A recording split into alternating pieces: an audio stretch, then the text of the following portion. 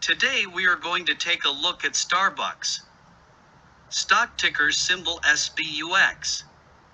It is headquartered in the USA and service regions all around the world.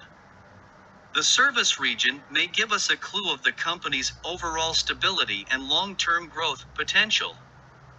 It has a market cap of 88 billion and is considered a large cap company. What sector and industry the company is in greatly influences its ability to deal with market uncertainty. It is in the consumer discretionary sector and restaurants industry.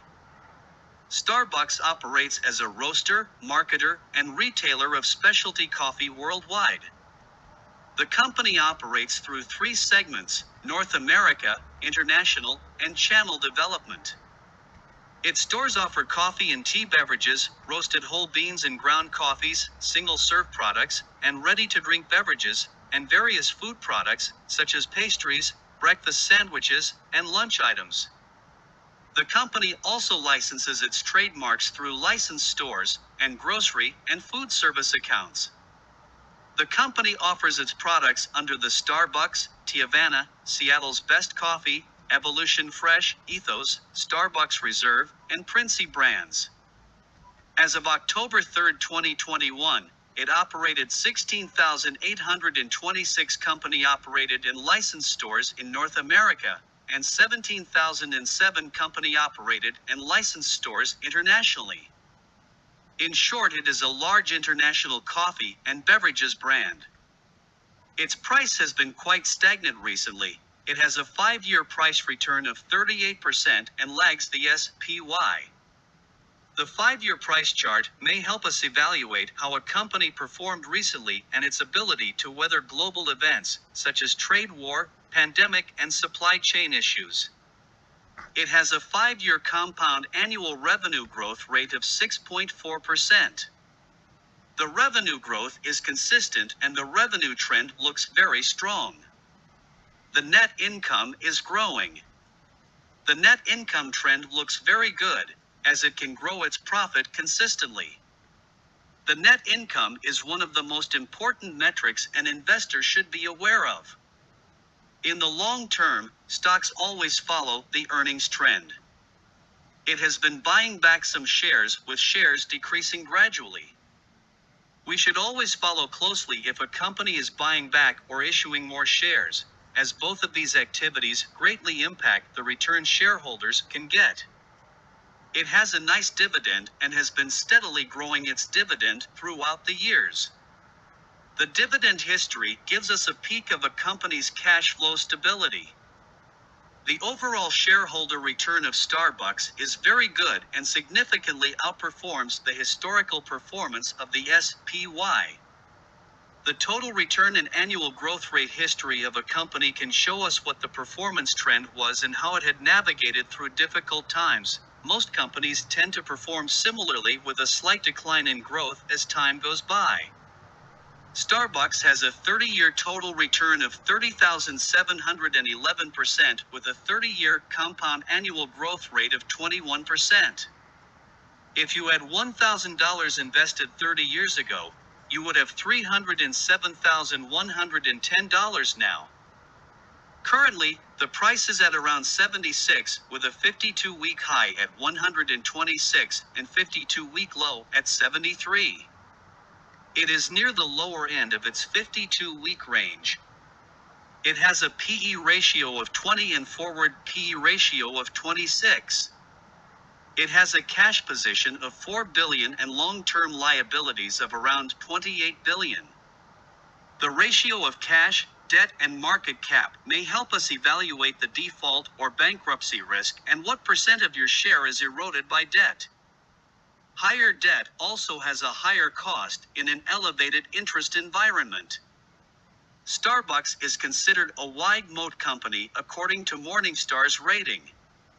Currently, the margin is 14% and future margin after 5 years is expected to be 13%.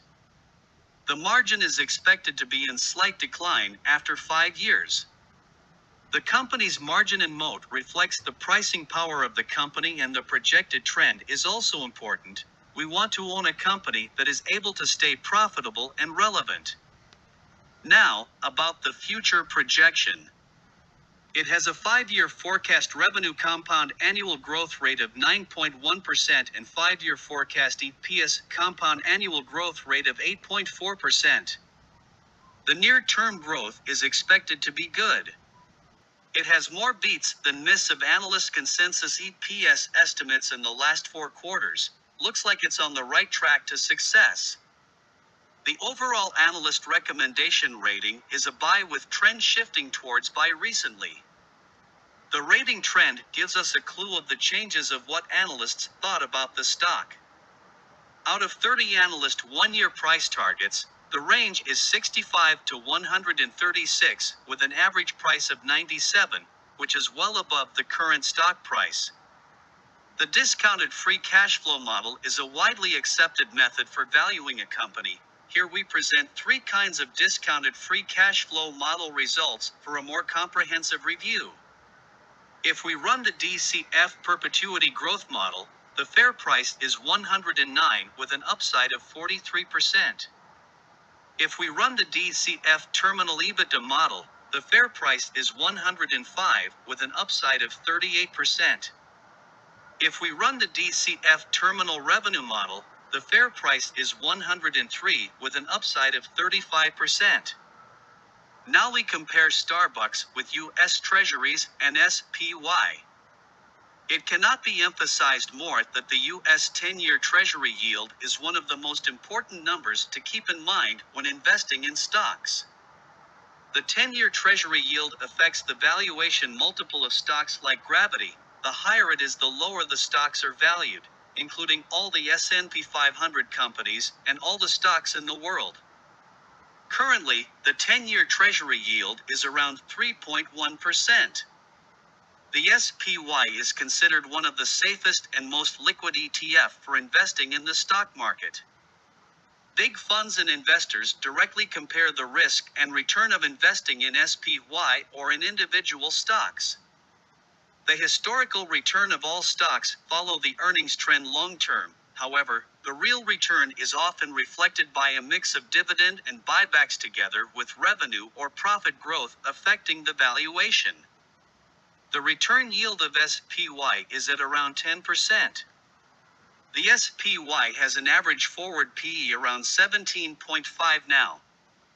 Starbucks has a dividend plus 10-year growth forecast plus shares buyback yield at 9.2% and a forward PE around 26. Starbucks has just announced a halt on its stock's buyback. We have to be cautious that this is just a rough prediction of Starbucks' future performance. The forecast can be changed at any time, and the actual revenue or net income the company is able to get depends heavily on the true market condition. Looks like Starbucks is more expensive than the SPY, and SPY looks like a better buy with a more stable return estimate. We will try to summarize all the information above to give us an overall impression of Starbucks. In summary, Starbucks is a large cap good company with good growth and wide moat, and probably overvalued now. If Starbucks is able to deliver more growth than estimated, it may still be a good hold long term. Now that's a review for Starbucks stock. Click the subscribe button for more up-to-date stocks review. If you like our content, leave us a comment and click the like button to give us some support. We hope to see you next time.